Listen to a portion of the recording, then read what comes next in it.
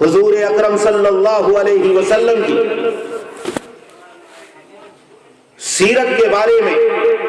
جب حضرت عائشہ صدیقہ رضی اللہ تعالی عنہا سے پوچھا گیا کہ حضور اکرم صلی اللہ علیہ وسلم کی سیرت کیا ہے، فرمایا کہ قرآن نہیں پڑھتے، کان خلقہ القرآن، قرآن پڑھتے چلے جاؤ، الفاظ اور معانی کی شکل میں جو قرآن کریم کے اندر تمہیں نظر آئے گا عملی طور پر حضور اکرم صلی اللہ علیہ وسلم کی زندگی کے اندر نظر آئے گا۔ حضور اکرم صلی اللہ علیہ وسلم کی سیرت اخلاق عظیمانہ کی حامل ہے، لیکن ہم نے صرف اخلاق اس کا نام سمجھ لیا ہے کہ کسی کے ساتھ نرمی اور رافت، کسی کے ساتھ مودت اور محبت کے ساتھ پیش آ جائے، کسی کے سامنے تواضع اور انکساری کو اختیار کر لیں تو گویا کہ بڑے اچھے اخلاق والا ہے، اس کے اونچے اخلاق ہے۔ اخلاق کا دائرہ بہت وسیع ہے، اخلاق زندگی کے ہر پہلو کے اندر، زندگی کے ہر گوشے کے اندر اور زندگی میں قدم قدم پر اس کو نمایاں کرنا پڑے گا۔ حضور اکرم صلی اللہ علیہ وسلم نے جو اخلاق کی تعلیم پیش کی ہے وہ مالدار کے لیے اور غریب کے لیے، وہ تنہائی میں بھی اور جلوت میں بھی، وہ معاشرت میں بھی ہے، وہ معاملات کے اندر بھی ہے، وہ امیروں کے ساتھ بھی، غریبوں کے ساتھ بھی، بڑوں کے ساتھ بھی، چھوٹوں کے ساتھ بھی، والدین کے ساتھ، بچوں کے ساتھ، بیوی کے ساتھ، عبادت کے اندر بھی اور تجارت اور لین دین کے اندر، اقتصادیات اور تجارت کے اندر، معاشیات اور معیشت کے اندر اور معاشرت کے اندر، تمام چیزوں میں حضور اکرم صلی اللہ علیہ وسلم کے اخلاق عظیم آپ کو نظر آئیں گے۔ اخلاق کا مطلب ہی یہ ہے کہ زندگی کے ہر گوشے میں ان تمام آداب کی، ان تمام تعلیمات کی پیروی کرنا جو حضور اکرم صلی اللہ علیہ وسلم لے کر آئے اور آپ نے امت کی اس کو تعلیم دی ہے۔ آپ کا ایک نمایاں وصف آپ کی سیرت طیبہ کے اندر جو بیان کیا گیا ہے، فَبِمَا رَحْمَةٍ مِّنَ اللَّهِ لِنْتَ لَهُمْ وَلَوْ كُنْتَ فَظًّا غَلِيظَ الْقَلْبِ لَانفَضُّوا مِنْ حَوْلِكَ۔ اللہ کی رحمت سے آپ کتنے نرم دل ہیں، اگر آپ ترش رو، سخت مزاج اور تند خو ہوتے تو یہ شمع کے پروانوں کی طرح جو آپ کے ارد گرد جمع ہیں تمام کے تمام آپ کو چھوڑ کر چلے جاتے اور آپ کو تنہا چھوڑ دیتے۔ حضور اکرم صلی اللہ علیہ وسلم کی نرمی، محبت اور مودت اور اخلاق عظیمانہ کا نتیجہ ہے کہ اس طرح آپ کے ارد گرد ہمیشہ دیوانہ وار، مستعد و تیار آپ کے حکموں کے اوپر، بلکہ آپ کے چشم ابرو کے اشاروں پر جان دینے کے لیے ہمیشہ تیار رہتے ہیں، جس طرح پروانہ جلتی ہوئی شمع کے اوپر اپنی جان کو نچھاور اور نثار کر دیا کرتا ہے۔ حضور اکرم صلی اللہ علیہ وسلم کا یہ خاص وصف بیان کیا گیا۔ آپ کا یہ وصف جہاں اپنوں کے اندر نظر آئے گا،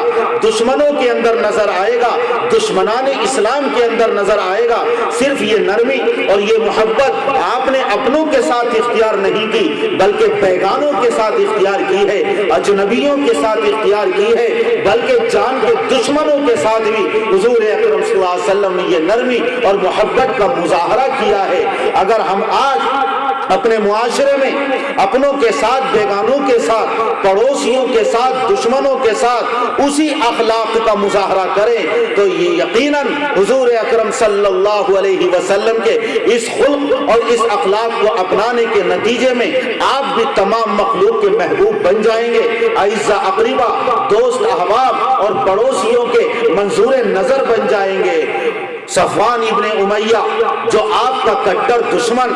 جنگ بدر برپا ہونے کے بعد جس کے اندر 70 صنادید قریش، سرداران مکہ، بڑے بڑے چودھری میدان کارزار کے اندر کام آئے اور مارے گئے، اس کا انتقام اور بدلہ لینے کے لیے عمیر ابن وہب کو اس نے تیار کیا کہ جاؤ، اگر تم نے علیہ باللہ محمد کو قتل کر دیا تمہیں اتنا انعام دوں گا، اور اگر تم اس مہم پر مارے گئے تو تمہاری بیوی کا خرچ، تمہارے بچوں کا خرچ، تا حیات میں برداشت کرتا رہوں گا۔ اس نے اپنی تلوار کو زہر کے اندر بجھایا اور آقائے دو جہاں کا قتل کا ناپاک منصوبہ اپنے دل کے اندر لے کر مدینہ منورہ پہنچا۔ وہاں اس کا یہ راز اور اس کا یہ ناجائز غلط منصوبہ آشکارا ہوا، ظاہر ہوا، پکڑا گیا۔ حضور اکرم صلی اللہ علیہ وسلم نے اس جانی دشمن کو بھی معاف فرما دیا۔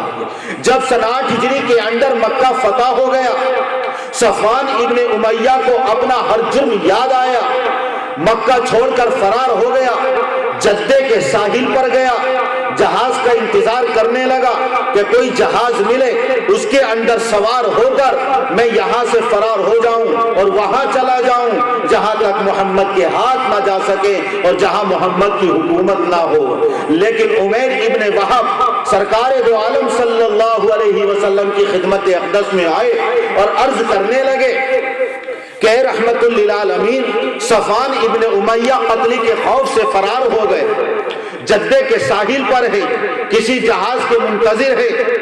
لیکن آپ کا حلم، آپ کی بردباری، آپ کا عفو اور درگزر، آپ کی نرم دلی، آپ کی محبت سے ابھی وہ واقف نہیں۔ اگر آپ امان دے دے تو میں ان کو واپس لے آؤں۔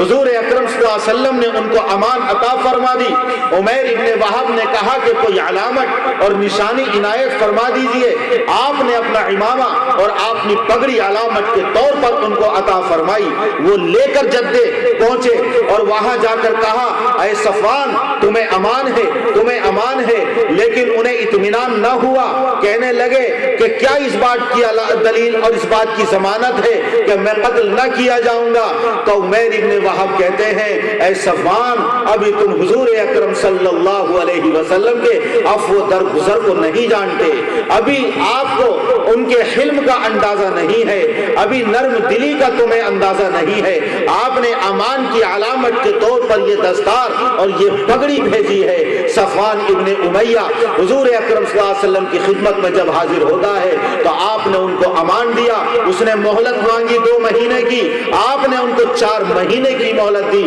لیکن ابھی وہ وقت گزر نہیں پایا تھا کہ مشرف اسلام ہو گئے۔ جانی دشمنوں کو بھی حضور اکرم صلی اللہ علیہ وسلم نے معاف کیا ہے، نرم دلی کا مظاہرہ کیا ہے، اخلاق کے ساتھ پیش آئے ہیں، اپنے لیے کبھی کسی سے انتقام نہیں لیا، کسی کو ڈانٹا نہیں، کسی انسان کو، کسی جانور کو مارا نہیں، آپ نے کبھی بدخلقی کا مظاہرہ نہیں کیا ہے۔ حضرت خدیجہ الکبریٰ نے جب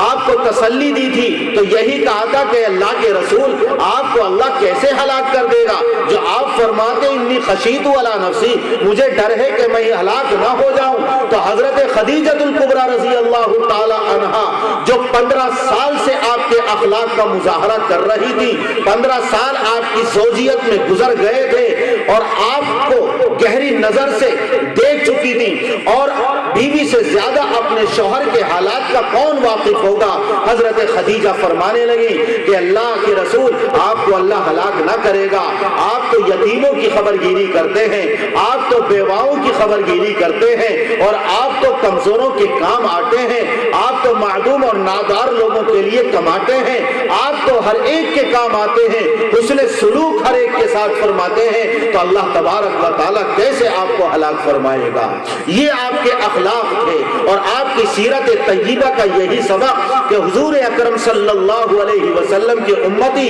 آپ کے اخلاق کو اختیار کرے۔ آپ کا ایک وصف یہ بعثت معلما، میں معلم بنا کر بھیجا گیا ہوں، اللہ نے مجھے اس دنیا کے اندر استاذ اور معلم کی حیثیت سے بھیجا ہے۔ ایک حدیث میں آپ نے ارشاد فرمایا کہ میں تمہارے لیے باپ کے درجے میں ہوں، جس طرح باپ اپنی اولاد کے اوپر شفیق اور مہربان ہوتا ہے، قدم قدم پر اس کی بھلائی چاہتا ہے، خیر خواہی کا طلبگار ہوتا ہے، یہ تو مثال سے سمجھایا، لیکن آپ جتنے خیر خواہ ہیں اور جتنے ہمدرد ہیں، آپ کے دل کے اندر اپنی امت کے لیے جو جذبہ محبت ہے، ہزاروں لاکھوں باپوں کو اس محبت کے جذبے پر قربان کیا جا سکتا ہے۔ اللہ کے فرمان سے سچا کس کا فرمان ہوگا؟ قرآن کریم کے اندر اللہ نے ارشاد فرمایا، لقد جاءکم رسول من انفسکم عزیز علیہ ما عنتم حریص علیکم بالمؤمنین رؤوف الرحیم۔ الرحیم کہ ایک رسول آیا ہے تمہیں میں سے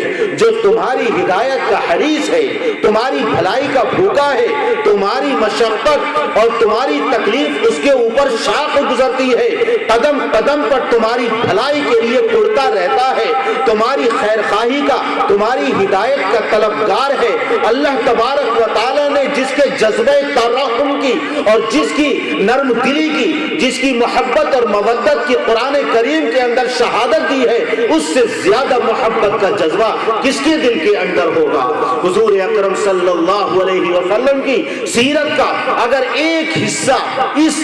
سیرت کے جز کا ایک حصہ بھی مسلمانوں کو نصیب ہو جائے، امن و امان ہوگا، ہر طرف چین اور سکون کی زندگی ہوگی،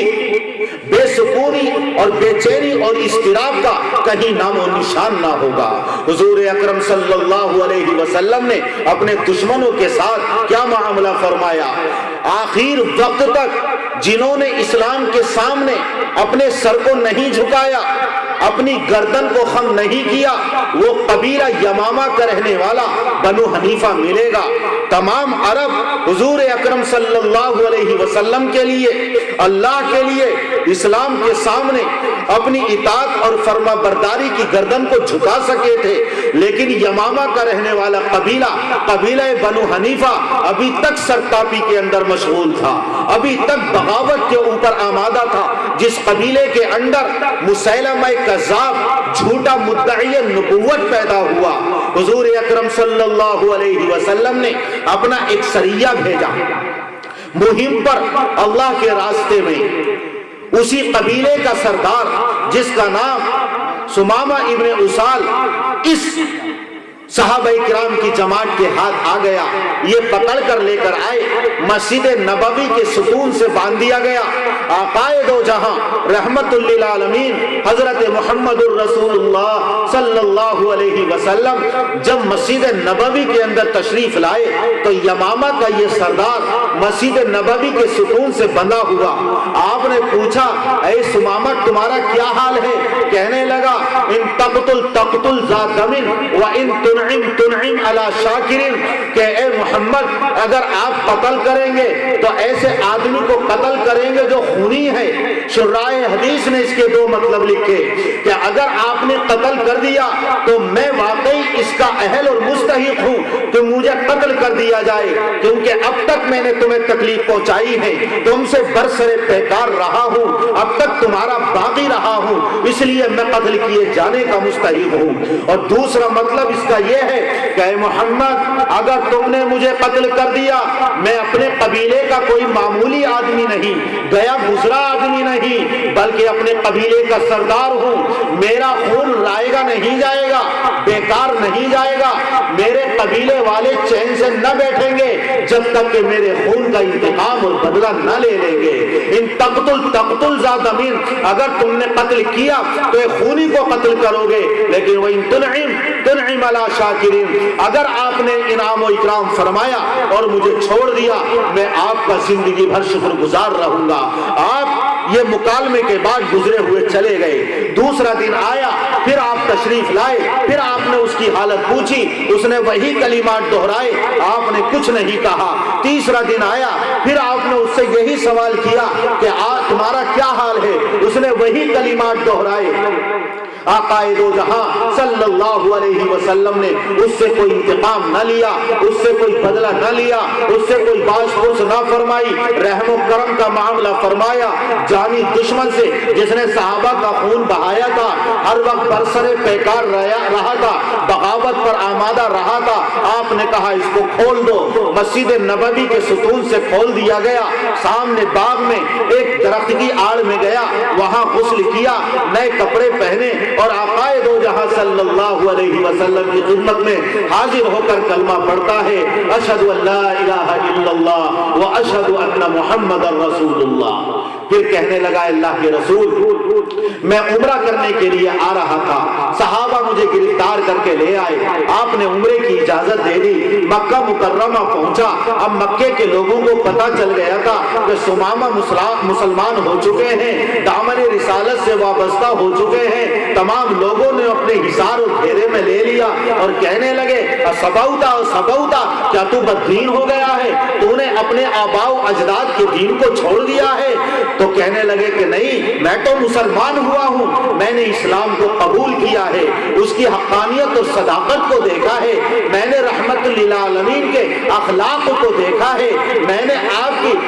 نے رحمت للعالمین کی رحمت کا مظاہرہ کیا ہے۔ اور پھر کہنے لگے کہ اے مکے والو سن لو، تمہارے لیے غلہ یمامہ سے آتا ہے، میرے وطن سے آتا ہے، اگر حضور اکرم صلی اللہ علیہ وسلم نے اجازت نہ دی تو ایک دانے کا غلہ بھی مکے آنے نہیں پائے گا۔ اور جب مدینے سے روانہ ہوئے تھے تو یہ کہہ کر روانہ ہوئے تھے کہ اے اللہ کے رسول، اس روئے زمین پر آپ کے چہرے سے زیادہ قابل نفرت کوئی چہرہ نہیں تھا، لیکن اب تمام چہروں میں سب سے زیادہ محبوب اور پسندیدہ چہرہ آپ کا ہے۔ آپ کے شہر سے زیادہ قابل نفرت اور مبغوض ترین کوئی شہر نہیں تھا، لیکن اب سب سے زیادہ محبوب ترین آپ کا شہر بن گیا ہے۔ اور عمرے کی اجازت لے کر پھر مکے آئے، حضور اکرم صلی اللہ علیہ وسلم کے اخلاق کو دیکھا، آپ محبوب بن گئے، حضور کے اخلاق کو دیکھا، آپ کا وطن محبوب بن گیا۔ اگر آپ کی اسی سیرت کے پہلو کو اپنایا جائے تو یقیناً امت مسلمہ بھی اپنے ہی نہیں بلکہ غیر اقوام اور آبائے اسلام کی نظر میں بھی محبوب بن جائے گی۔ یہی مکے کے لوگ تھے جنہوں نے سوشل بائیکاٹ کیا تھا، جنہوں نے ہر طرح سے مقاطع کیا تھا، کوئی تجارتی لین دین نہیں کرے گا، بنو ہاشم کے اندر کوئی نکاح نہیں کرے گا، شادی بیاہ نہیں کرے گا، کسی طریقے کا بھی بنو ہاشم اور بنو عبد المطلب سے تعلق نہیں رکھے گا۔ بنو عبد شمس اور بنو نوفل یہ کفار مکہ کے ساتھ ہو گئے، اور یہ دونوں کے دونوں حضور اکرم صلی اللہ علیہ وسلم کی نصرت اور حمیت پر مستعد اور ہمیشہ تیار رہے۔ شیعہ ابی طالب کے اندر قید کر دیا گیا، 3 سالہ قید با مشقت کی زندگی گزاری، فاقے پر فاقے ہو رہے ہیں، بچے بھوک اور پیاس سے تڑپ رہے ہیں، اور ادھر کفار مکہ قہقہے لگا رہے ہیں، چمڑے ابال کر اور بھون کر کھانے کی نوبت آ گئی، بھوک کی وجہ سے پٹے چبانے لگے، عورتوں کے پستانوں اور چھاتیوں کے اندر دودھ خشک ہو گیا، معصوم بچے ایڑیاں رگڑ کر جان دینے پر مجبور ہو گئے۔ اسی شیعہ ابی طالب کے اندر خواجہ ابو طالب بھی چل بسے، آپ کی رفیقہ حیات جنہوں نے اپنی تمام دولت اور تمام خزانے آقائے دو جہاں کے قدموں کے اندر نچھاور کر دیے تھے، وہ بھی داغ مفارقت دے گئی، اور آپ نے فرمایا یہ سال میرے لیے غم کا سب سے بڑا سال ہے۔ ایسی زندگی گزارنے پر ان لوگوں پر مجبور ہوئے، لیکن سمامہ ابن اسال کہہ کر گئے کہ اب یمامہ سے غلے کا ایک دانہ نہیں آئے گا۔ دوسری طرف میرے آقا نے ایک مرتبہ بددعا فرمائی کہ اللہ ان کے اوپر ایسی ہی قحط سالی مسلط کر دے جیسے تو نے یوسف علیہ السلام کے بھائیوں کے اوپر مسلط کی تھی۔ اب تو کال پڑ گیا، قحط سالی کے اندر مبتلا ہیں، آسمان نے بارشیں روک لی، زمین نے سبزہ اگانا چھوڑ دیا، ہر طرف دھول ہی دھول ہے اور ہر طرف دھواں ہی دھواں ہے، ہر طرف الجو بھوک اور بھوک کی چیخو پکار ہے، برداشت نہ ہو سکا۔ میرے آقا کی زبان کی سچائی پر، مستجاب الدعوات ہونے پر، سچے رسول اور نبی برق ہونے پر یقین کامل تھا، لیکن آپ کو نہیں بلکہ وہ جھٹلاتے تھے جو آپ پیغام لے کر آئے ہیں۔ اس کے باوجود مکہ مدینہ منورہ ابو سفیان تمام مکے والوں کے قاصد بن کر گئے۔ ان تمام ظلم و ستم کے باوجود میرے آقا کی رحمت کی امید ہے، نرم دلی کی امید ہے، امید ہی نہیں بلکہ حسن سلوک کا یقین کامل ہے۔ ابو سفیان مدینہ پہنچتے ہیں اور بارگاہ رسالت میں عرض کرتے ہیں کہ اپنے بھائیوں کے لیے، اپنے خاندانیوں کے لیے دعا کیجئے، اب تو بہت برا حال ہے۔ آقا دو جہاں صلی اللہ علیہ وسلم نے یمامہ سے بندش کو ہٹا دیا، ان کو بھی اجازت دے دی کہ غلہ بھیجو، اور ادھر بارگاہ رسالت میں ادھر اللہ کے رسول صلی اللہ علیہ وسلم نے بارگاہ عزتی میں اپنے ہاتھوں کو دراز کیا اور دعا فرمائی، آسمان پر بادل آئے، موسلادھار بارشیں نازل ہونے لگی، اللہ تعالیٰ نے ان قحط سالی کو دور فرما دیا۔ یہ ہے رحمت للعالمین کی رحمت کا مظاہرہ۔ حضور اکرم صلی اللہ علیہ وسلم کے اخلاق یہ ہیں۔ آپ کی سیرت کے کس کس پہلو کو بیان کیا جائے، 1400 سال گزر گئے، سیرت نگار، نظم نگار، واعظ اور خطبہ تمام کے تمام حضور اکرم صلی اللہ علیہ وسلم کی سیرت کو اجاگر اور سیرت کے پہلوؤں کو اجاگر کرتے ہوئے آ رہے ہیں، اور قیامت تک نئے نئے پہلو اجاگر ہوتے رہیں گے، لیکن نہ آج تک کوئی حق ادا کر سکا ہے اور نہ کوئی حق ادا کر سکے گا۔ اللہ تبارک و تعالی جو کچھ کہا گیا ہے اس پر ہمیں پورے طور پر عمل کرنے کی توفیق عطا فرمائے۔ وآخر دعوانا ان الحمدللہ رب العالمین۔